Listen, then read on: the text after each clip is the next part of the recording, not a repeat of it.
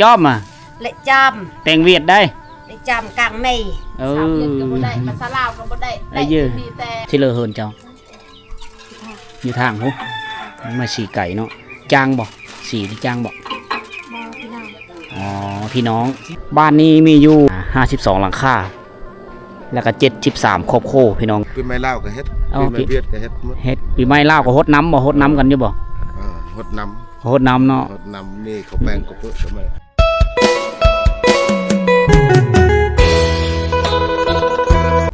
เอาสบายดีทุกคนเด้อสบายดีพ่อแม่พี่น้องที่อยู่คือแล้วก็อยู่ไก่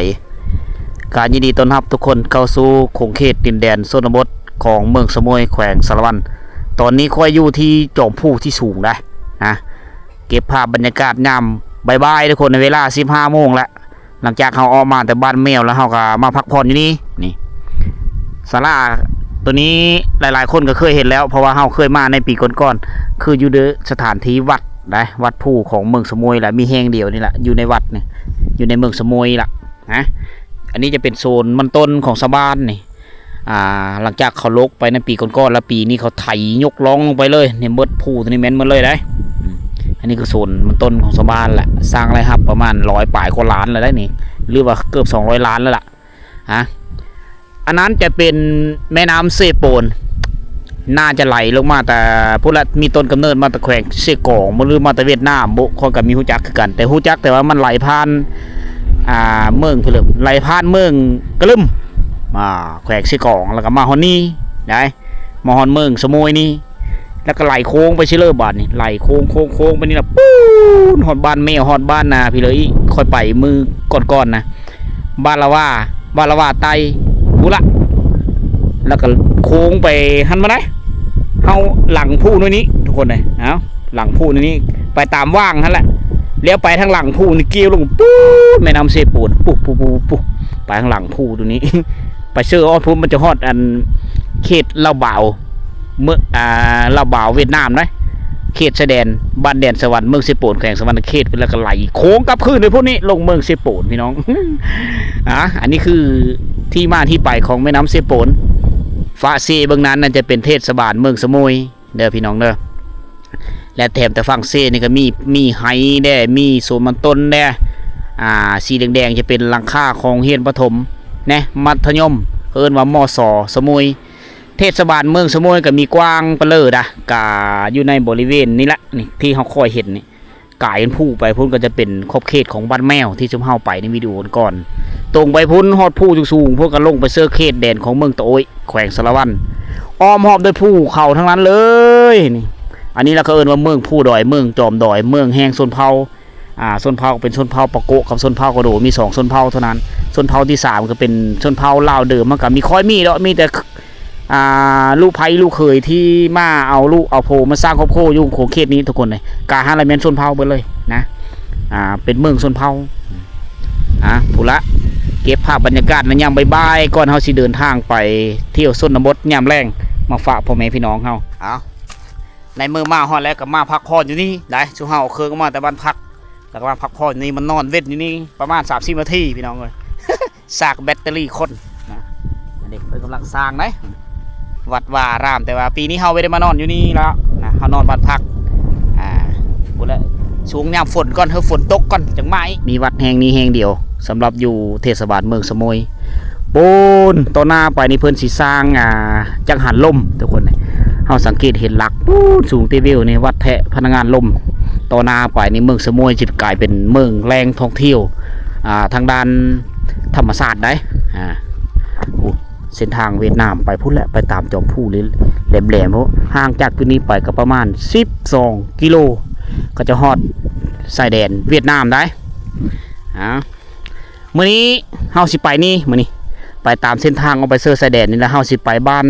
ละเลาะพี่น้องเป็นหมู่บ้านที่ชนบทที่สุดเลยของเมืองสมุยนะเป็นบ้านที่มีไฟฟ้าใช้แล้วก็มีสัญญาณโทรศัพท์แล้วข้อการมีเคยแปลกเธอข้อสิไปนำเบ้ากีโตย FM วิธีไทยบ้านมานี่เป็นเริ่มไปติดตามการเดินทางนำกันเลยทุกคนอันนี้คือเส้นทางออกไปเซอร์ชายแดนเวียดนามได้เอิ้นว่าแดนด้านละไลพี่น้องด้านสกลของแขวงสวรรค์นะของแขวงสารวัน อยู่ในจุดผู้สูงนี่ปูเบตงเรียบร้อยพี่นะเป็นทางคอนกรีตไปมากสะดวกสบายนะในจุดผู้สูงเขาเจ้าเทซิมั่งแล้วเป็นทางเบตงอ๋อเริ่มจากนี้ไปเส้นทางนี่จะแคบแดงเพราะว่ารถติดเป็นแถวเลยพี่น้องเลยรถนี่สลอเฮาเวียดนามคอยปล่อยไปเทอละคันมันหลายคันนะมันก็เลยเฮ็ดให้รถติด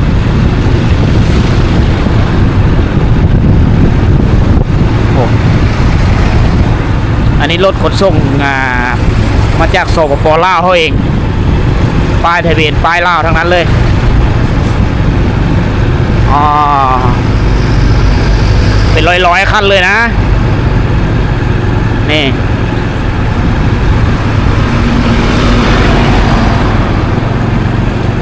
เขตชายแดนเวียดนามพี่น้องเลย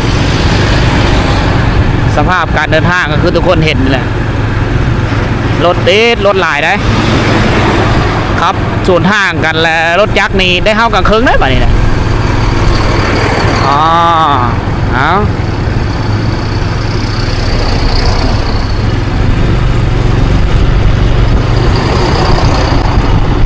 จอดเลียนคิวเป็นเท้าเลยเหรอ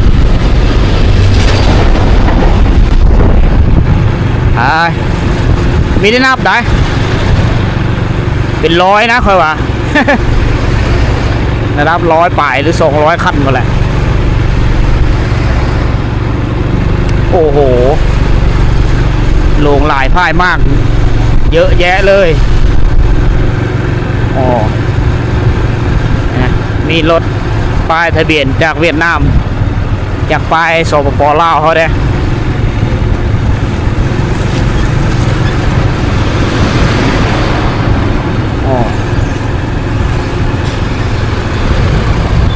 แถวนี้จะมีร้านค้ามีร้านอาหารนะแถวนี้มีร้านอาหารแถวนี้กินข้าวกินน้ำที่นี่ก็ได้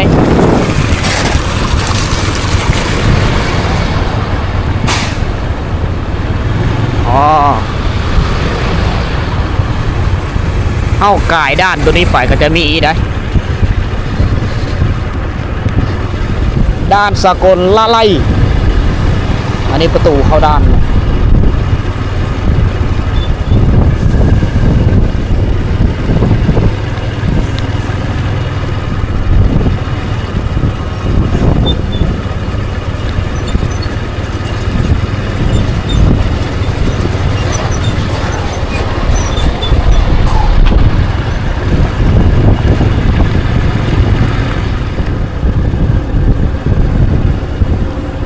น่าจะฮอดทางแหวเฮาแล้วล่ะเฮาไปประมาณลักป่ายก็จะฮอดนั่นด้านสกลใหญ่เลยนะแต่ว่าเฮาไปทางนี้เลี้ยวซ้ายพี่น้องอันนี้คือเส้นทางไปหมู่บ้านลึกลับของเมืองสมอยเป็นไปบ้านที่มีไฟฟ้าใส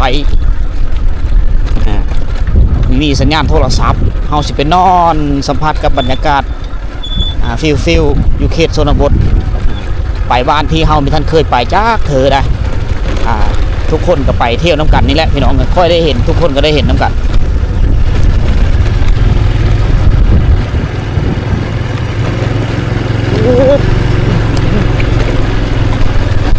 โอ้เส้นทางนี่ถือว่าได้ลิ้นแอวเลยเติบเฮ็ดฮะ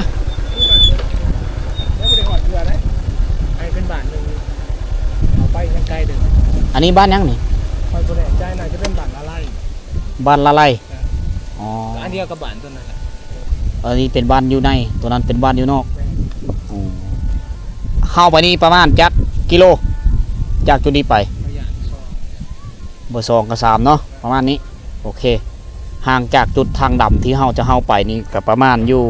3 หรือ 2 กิโลทุกคนอันนี้ที่เฮาเห็นหลังคาเฮิร์ดหลายๆนี่จะเป็นบ้านละไลบอกเขาก็มีแน่เจอเดี๋ยวเขาไปเบิ้งน้ำกันแต่เส้นทางน่าจะขึ้นภูกิ้วไปพูดละลงไปพูดละปู๊เขาสิไปพูดนะประมาณ2 หรือ 3 หลักเขาจะฮอดหมู่บ้านเป้าหมายเขาสิไปโถหมู่บ้านแถวนี้นี่คนมาเห็นแล้วก็ตื่นหูตื่นตาได้ตื่นเต้นพี่น้องตื่ ตื่นเต้นอยู่บ่อนว่าบ้านที่เฮาไม่เคยเห็นเฮาก็ได้เห็นประเภทนี้แปลกๆเฮาไม่เคยพบพอเฮาก็ได้พบพอนะเห็นเหตุการณ์ทุกเหตุการณ์เลย อันนี้คือความสุขหรือ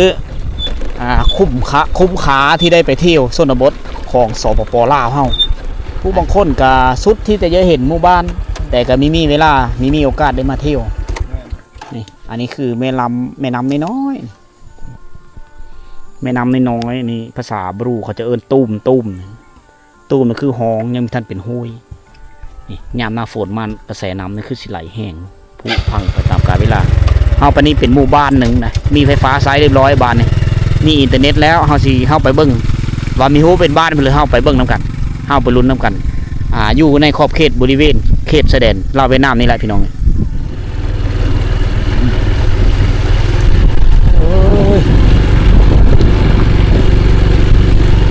ใครอยู่เขาจะเอาขี้หินมาปลูกยามหน้าฝนเขาก็ไปง่ายขี่รถไปกับแบบนี้ตลอด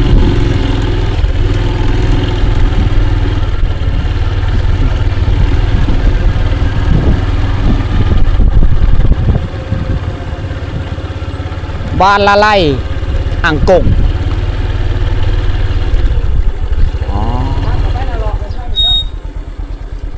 มาเบิ่งกันหมู่บ้านก่อน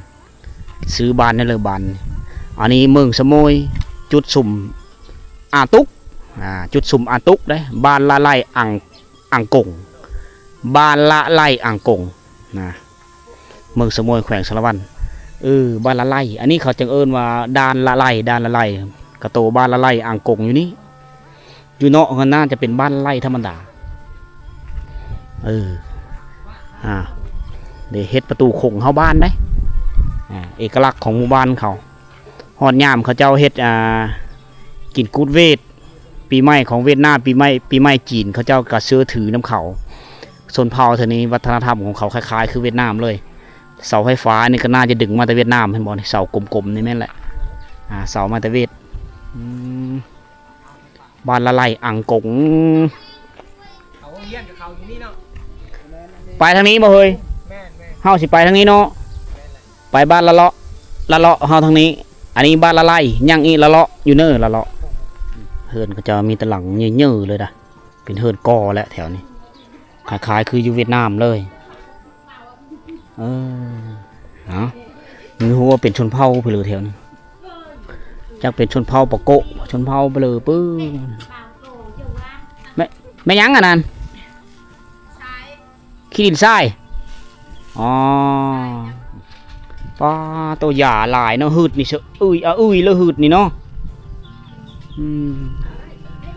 หืดนี่มันหืดนี่มันหย่าได้หืดขี้ดินทรายเอามาเฮ็ดน้ำลิ้นชนเผ่ายังบานนี่ชนเผ่าปะโกะบ่หรือชนเผ่าบรูกันได้ปะโกะกระโดบ่โอ้ชนเผ่ากระโดถือไปใช้บัตรนี่แดมแกจะจำกลางไอ้แปะแดมจูโม่ลามก็ยี่เด้ว่าน้ำเล่นเลยเด้อไปก็ไปเฮ็ดน้ำลิ้นว่าเวทได้บ่ได้เนาะจอมเละจำแต่งเวียดได้เละจำกลางไม่ภาษาเวียดก็บ่ได้ภาษาลาวก็บ่ได้ได้เยอะได้น้อยบ่ได้หลายได้น้อยก็ได้แหละ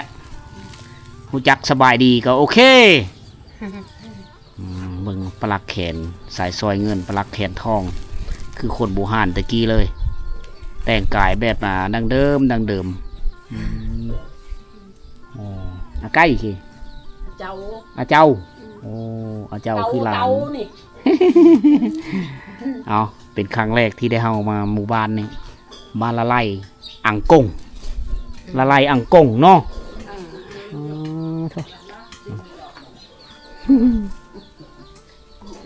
อันนี้น้ำลิ้นเนาะไหลฮอนนี่มีแต่จักน้ำสร้างเอาขึ้นมาดูดขึ้นมาแต่น้ำสร้างโอ้ป่มขึ้นมาแล้วเอามาใส่นี่แล้วอาบน้ำนี่ซักเครื่องนี่ล้างถ้วยล้างบงอยู่นี่อันนี้เจ๊บ่เจ๊เนาะ เอาอันนี้คือเศรษฐกิจของเขาได้ฮอนยามหน้าแรงหูดเข้าไฮแล้วเขาเจ้าจะปุอันนี้แหละมะและมุยเนี่ยขายนี่มะและมุยเนี่ยมุยเนี่ย บ่จัก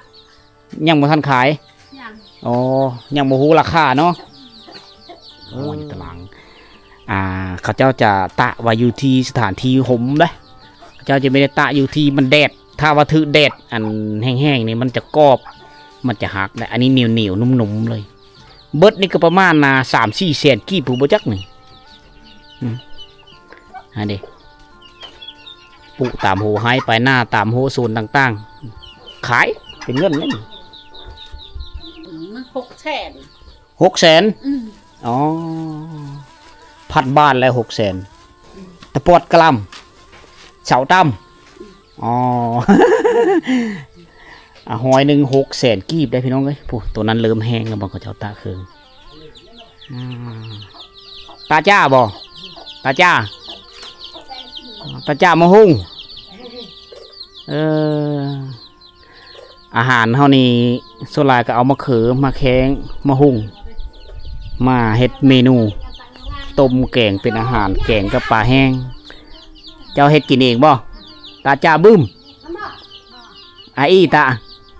อ๋ออาอีอันเลาะเปิดมาหุงไว้เฮ้อแม่เฮ็ดกินแม่นั่นคืออาอีหลานน้อยมาตรงเฮ็ดแล้วเนาะจู่จะฮอกน้ำอ๋อเป็นเนาะเจ้าเฮ็ดกินเนาะอีลาเนาะมาตรงเฮ็ดเลยเฮ็ดเวะช่วยแม่โลดปอกเปิดมาหุงให้แม่เราได้คำเขาเจ้าก็เฮ็ดกินแรงแบบเดียวก็อยู่เวียดนามเลยเด้อพี่น้องนะถ้าว่าไปห้ามไปฟังเวียดนามกับเขาเฮ็ดเธอนี่สไตล์เดียวกันเลยต่างไปอยู่พุ่นมันเครื่องใช้ของสอยเขาเจ้ามันหลายเพราะว่ามันเขาเจ้าเจริญกว่าบ้านเฮาแต่ว่าวัฒนธรรมนี่คือกันการฟ้าการเว้าคือกันภาษาเดียวกันจะเป็นชนเผ่ากระโดแถวนะส่วนหลายก็เว้าภาษากระโดแกมกับภาษาเวียดนามแถวนี้นี่สวดทรงเฮิร์นนี่อันเดียวกันเลยสมาหอราสว่างอันนี้มีหงสีได้ยินเสียงสีเข้าเซลล่ะ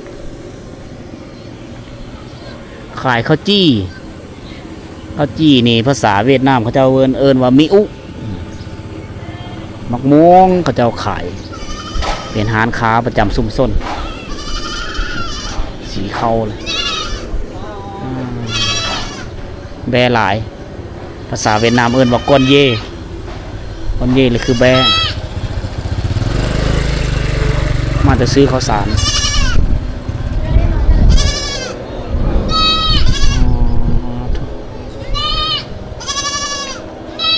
บ้านส่วนสบายดีอ๋อผู้สาวอยู่ โอ้มีแต่เฮิร์นงามๆเนาะหญ้าแดบเฮ็ดชนเผ่ากระโดพี่น้องมีเมนชนเผ่าปะโกะนะแล้วก็มีผู้แซ่ผู้สาวหลายอันนี้คือโซนบทติดแปะกับสะเด็ดเวียดนามเลยพี่น้องบ้านเฮือนคนกันมีกว้างมีขวางไปเลยก็ประมาณ50 ปลายราคาเฮือนเบิ่งยังอ๋อเขาเจ็บบ่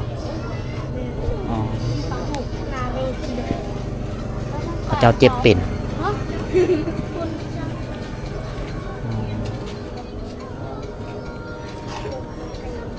เจ็บเป็นนั่นอุ่นเขาเยี่ยมยามกันพี่น้องพบมาแล้วผู้หญิงสีเข้าเองเลยนะแม่กับลูกสาวสีเข้าอันนี้คือใบหน้าไหม้ของชนบทมีไฟฟ้าแล้วก็สบาย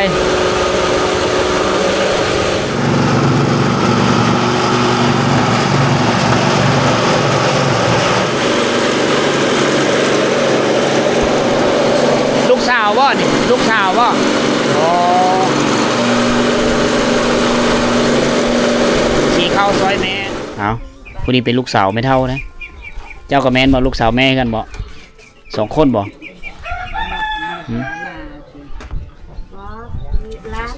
หลาน ลูกสาวหลาน อ๋อเจ้าเป็นหลานเราลูกสาวเราอยู่เทิงพุ่นอืมอ๋อ ขายบ่ยาสูบขายบ่ล่ะ ขายเอ้ย ขายแล้ว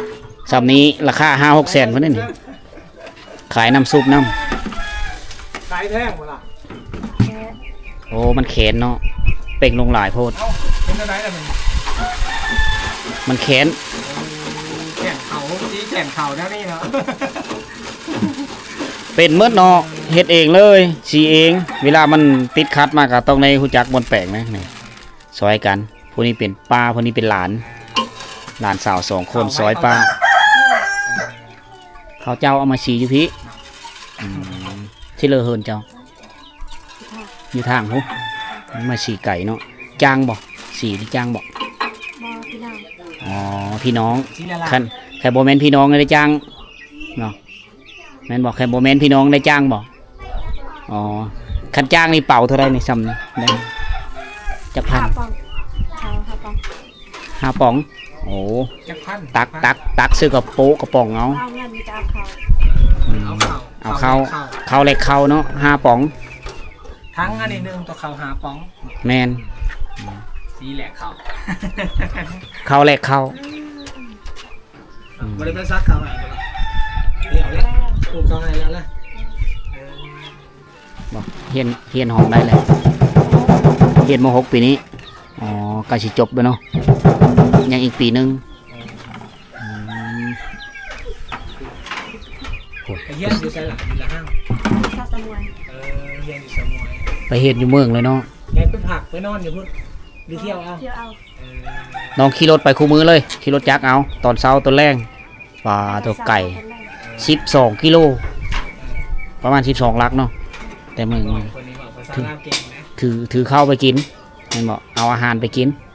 อ๋อพระเอาติบข้าวใส่ติ๊บแล้วก็ไปเนาะตอนแรกละมั้ง เยี่ยมกันหมอห้องเดียวกัน เรียนมาตอนละ นี่มีหัวต้นไหมเพื่อนนี่คล้ายๆคืออยู่ต่างประเทศเลย เขาเจ้าปลูกไว้ต่อหน้าบ้านกันนี่เป็นต้นไม้เฮือหมเลย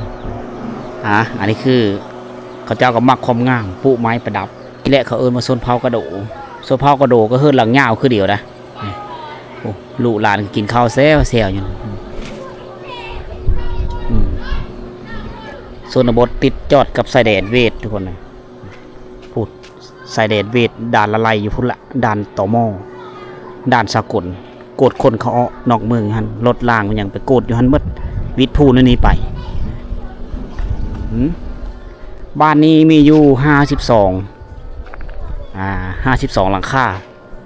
แล้วก็73ครอบครัวพี่น้องเลยเป็นชนเผ่ากระโดดล้วนๆเลย2 ฝาทางแล้วก็มีเดินบ้านบ่อนเฮ็ดฮีดคองประเภทนี้พระเจ้าเฮ็ดอยู่นี่ให้บ่ลักไม้ตังสับลาดเดี๋ยวนี้มันเขาเฮ็ดประเภทนี้ของเขาแหละงานละปื๊บบางเทื่อเขาเฮ็ดละปื๊บเขาเฮ็ดอยู่นี่จำผีไปสั่งบุญกินงะบุญงะนี่ก็แม่นบุญที่เขาเฮ็ดพร้อมกันเบิดบ้านเฮือนเขาเจ้าน่ะสูงหากมาเห็นเฮือนสูงพี่น้อง ท่าสีเรียบร้อยประมาณ5 เมตรลงสูงของมันมีงูมีควายก็มาพุอยู่นี่เฮ็ดอยู่นี่อันบัดเฮ็ดบุญเฮ็ดอยู่นี่เนาะอ๋อบุญกินงะบ่ กินงะ บุญใหญ่แต่ละปีนี่แม่น เงินละปีแล้วอยู่นี่เนาะอยู่ บุญ บ้าน บุญใหญ่ของบ้านในบุญงะหั่นบ่ อ๋ออันเวลาฮอดเตดเวทนี่ก็ลิ้นบ่อยู่บ้านเฮานี่ เล่น ลิ้นคือกันเนาะ เล่นคือกัน แบบเดียวอยู่เวทเลยเนาะ อ่า อ๋อปีใหม่เนาะ ปีใหม่ลาวก็เฮ็ด เอา ปีใหม่เวียดก็เฮ็ดหมด เฮ็ดปีใหม่ลาวก็ฮดน้ำบ่ฮดน้ำกันอยู่บ่ หดน้ ฮดน้ำเนาะ ำหดน้ำนี่เขาแปลงก็เพิ่นสมัย ท่าใส่กันเลย อ๋อ แบบเดียวกับประเพณีลาวเฮาบัดประเพณีเบิ่งเวทก็ได้เอ็ดนำกันบัดนี้ประเพณีเบิ่ง ไปเล่นอยู่นี่ อ๋อ พี่น้องทางเวียดนามก็มา เข้าเวียดนาม เขามาลิ้นเนาะ ปีใหม่ลาวเนาะ บัดปีใหม่เข้าก็เฮาก็ไป ไป เยี่ยมยามทำข้าวกัน พี่น้อง2 กรรม 2 ฝ่ายระหว่างลาวกับเวียดนามเนาะ ผสมประสานกัน เยี่ยมยามบ้านผีเมืองน้องฮีดของประเพณีกินแก้วกินดอกมาโฮมกันปกติไกด์บ่ตอนนี้ออกไปเวียดนามนี่ไกลบ่ ใกล้ ไกลเนาะวิทย์ผู้น้อยนี่เนาะ เวียดนนท์นี่ วิทย์โน่นแล้วฮอดด้าน ฮอดด้าน อ๋อ ด้านลาว ด้านเวียดนาม อ๋ออันเส้นทางเข้าไปบ้านละเลาะนี่ยังจากบ้านเพาะมีจากบ้าน 1 บาทบ้านละละ เบิดเลย หมดเลย สุดเส้นทางสุด ชายแดนเลยชายแดนเวียดนามเลย อ๋อมีเส้นทางออกฮอดเวทบ่ บ่มี มีทาง ทางย่าง ทางย่าง อ๋อ มีทาง ทางรถนี่สุดเลย ที่สุด สุดอยู่บ้านละเลาะเนาะ อ่า อันผู้ตัวนี้อยู่เบิ่งลาวเฮาบ่ผู้นี่ พวกนี้วะ ผู้ใหญ่ๆนี่ ผู้เบื้องลาวเบื้องนี้ อ๋อ เบื้องปะตะกี้นะเบื้อง เบิ่ง วียด ของเวท ของเวียดนะ อ๋อสายผู้โลงนะเฮินเนาะอันนี้ เลย อ๋อผู้เลย ผู้กันเลย ผู้ก็เลย ผู้กันเลยนี่ผู้กันมุ่งเวียด สายผู้นี่คือเขตแดน อ่า ชายแดนเวียดนามพี่น้องก็จะมีหลักหมายอยู่เทิงพุ่นละ อ่า เบื้องนี้ตะคาสันผู้มาเบื้องนี้เบื้องเฮานี่เป็นพินเป็นดินลาวและสันผู้ตัวนี้ไปเบื้องพ้นไปทางทิศตะวันออกจะเป็นดินแดนของเวียดนาม และสันผู้นี่ก็อนุรักษ์ปกปักรักษาเขตน้ำดินแดนนับแต่สัตว์ป่านับแต่ต้นไม้ใบหญ้ามีเฮือบักมีเฮือลาสัตว์เนาะปกปักรักษาไว้ครบเจอหลายๆอยู่เชื่อเลยเฮิร์นอีโพโปกี้ ทุกที่ อ๋อ เฮาเว้าภาษากระโดมบ่เก่งปานใด ขอบเจอหลายๆเนอะเอาอีพอเพิ่นอธิบายเราว่าอยู่นี่เป็นบ่อนเฮ็ดบุญกินงะเฮ็ดบุญละปืบเฮ็ดบุญละปืบของหมู่บ้านมาจัดกันอยู่นี่แหละตีของห้องเป้าตีกองเฮ็ดละปืบอยู่นี่ว่าสรุปแล้วคือบ่อนเฮ็ดประเพณีของเขาอยู่นี่ล่ะฤดูกาลนี่ก้าวเข้าสู่ฤดูฝนหญ้ากระปกงามบวกกับสีสันเฮิรนที่เป็นเอกลักษณ์ของหมู่บ้านนะนับแต่สมัยปู่ย่าตายายเฮาจนมาฮอดยุคปัจจุบันก็คือกันมีเฮ็ดของดั้งเดิมมีวัฒนธรรมที่พัวพันกันกับพี่น้องสองชาติลาวเวียดนามทุกคนถ้าว่าฮอดยามเขาเจ้ากินกุดเตดเวทนั้นปีใหม่เวทปีใหม่จีนนั้นเขาเจ้ากะไปลิ้นอยู่พุ่นนะแล้วก็อยู่นี่ก็จัดงานเฉลิมฉลองบุญปีใหม่ของเวียดนามคือกันนะบุญปีใหม่ลาวได้เขาเอ็ดบ่เขาเจ้าก็เอ็ดคือกันท่าแป้งฮดน้ำกันคือกันกับบ้านเฮาพี่น้องแล้วก็ปีใหม่ลาวนะพี่น้องเบิ่งเวียดนามก็มาลิ้นอยู่พี่ได้อันนี้คือความโพพันความหักแพงระหว่างสองชาติลาวเวียดนามเฮาบ้านพี่เมืองน้องโดยเฉพาะกับบ้านที่ติดจอดกับชายแดนเวียดนามนี่โหเขาเจ้าเที่ยวมาไปมาหาสู้กันได้ดีนะมีงานดองบ่แต่งงานเอาผัวมีบางคนก็เอามีไปอยู่เวทเอาคนเวทมาเอามีอยู่พี่ก็ต้องเอามือเบิ่งเวท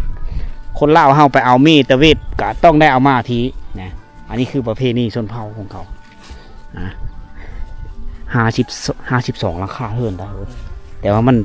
ก็เจ้าปุ๊กที่กันก็เลยคือว่ามีหลายเนาะมันอยู่จุ่มเจเดียวกันเป็นมือทำอิฐที่เขาได้มาเที่ยวชมหมู่บ้านละไลอังกงฝั่งซื้อบ้านนี่คล้ายๆคือภาษาจีนได้ ทุกเจ้าบอกค่อยบอกคล้ายๆคือภาษาจีนละไลอังกงนะเป็นหมู่บ้านที่เรียบง่ายมีฮีดของวัฒนธรรมอันดั้งเดิมอันเก่าแก่นะฮอดบุญชินกินทานมากอะถ้าว่าเขามายามนั้นคักเขาจะได้เห็นประเพณีที่แปลกๆนะเวลาคอยคำลงแรงแล้วพี่น้องเลยแต่ว่าซุ่มเฮาเดินทางยังมีท่านฮอดซิเลยหากมาฮอดอยู่บ้านละไลอังกงเป็นบ้านของพี่น้องชนเผ่ากระโดเฮามาก็ได้เห็นหมู่บ้านโอ้งามหลายพี่น้องงามทั้งวิถีชีวิตธรรมชาติก็งามเฮิรนซ่านบ้านซองเป็นเอกลักษณ์ดังเดิมเลยสดส่งออกเฮิรนแบบ